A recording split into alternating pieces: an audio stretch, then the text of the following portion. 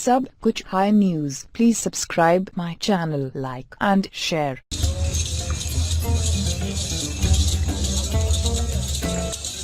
दोस्तों, ईद कुर्बान के नज़दीक आते ही कुर्बानी की जानवरों की कीमतों में इजाफा हो जाता है और इनकी कीमतें आसमान को छूने लगती हैं और व्यापारी भी खरीदार से अपने मुंह बोले दाम वसूल करते हैं और अक्सर खरीदार इनको मुंह बोले दाम भी दे देते हैं, क्योंकि ईद कुर्बान पर हर मुसलमान की एक ही ख्वाहिश होती है कि वो सुन्नत इब्राहिमी के लिए अच्छे से अच्छा और खूबसूरत से खूबसूरत जानवर खरीदे और अपने खुदा की राह में कुर्बान करे।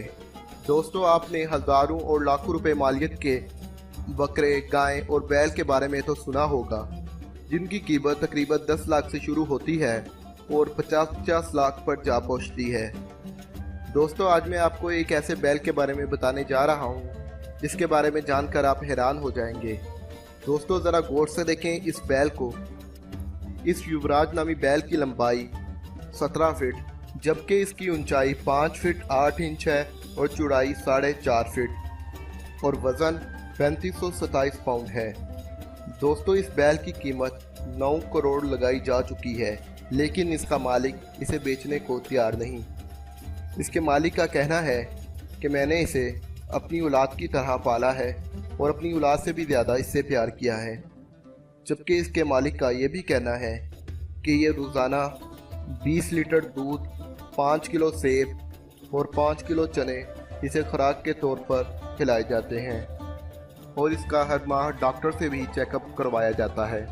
इस बैल पर हर माह तकरीबन इसके मालिक के मुताबिक 1.5 लाख रुपए का खर्चा आता है।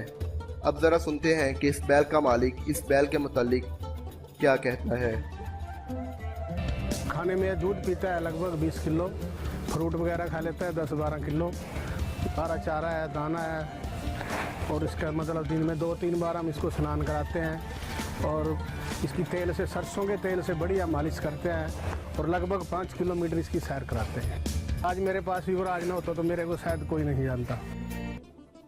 दोस्तों, उम्मीद करता हूँ वीडियो आपको पसंद आई होगी।